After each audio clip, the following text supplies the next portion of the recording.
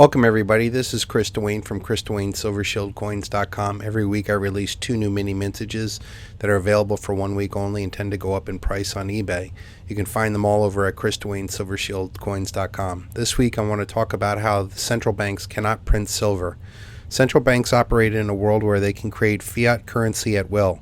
Digital entries or printed notes backed solely by the government's decree and the public trust. Silver, however, operates under an entirely different set of rules. Fiat money has no intrinsic scarcity. A central bank, like the Federal Reserve or the ECB, can expand the monetary supply through quantitative easing, bond purchases, direct currency creation, and often trillions of dollars during crisis. This process requires no physical resource beyond the cost of printing or keystrokes.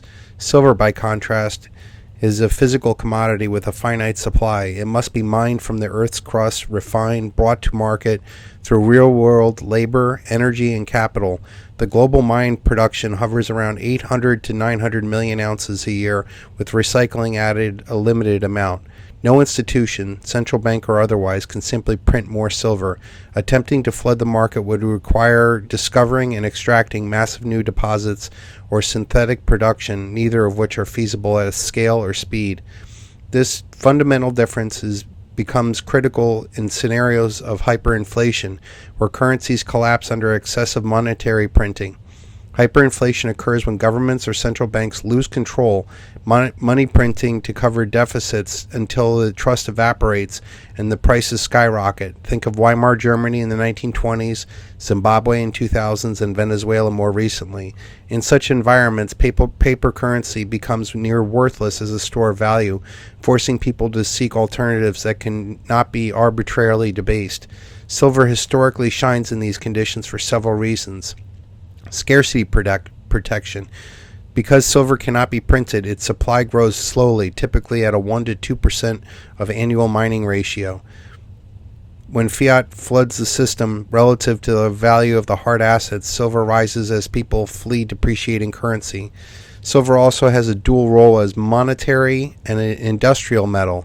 Unlike gold, which is primarily a monetary metal, silver has strong industrial demands for like electronics, solar panels, medical applications. During a hyperinflation, industrial activity may falter, but the monetary demand often surges as people seek tangible stores of wealth, and this creates a powerful bid. There's also a historical precedent.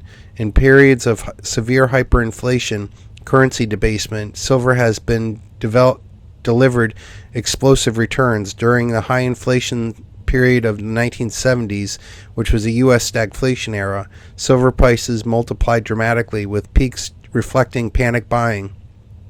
More recently, amid the post-pandemic monetary expansion and ongoing currency concerns, silver has shown renewed strength and notable rallies as investors hedge erosion of its purchasing power. In a true hyperinflationary breakdown, silver benefits doubly. Fiat loses value rapidly and driving demand into non-printable assets, while silver's physical nature makes it a practical medium of exchange or to barter when trust in banks and digital systems wane.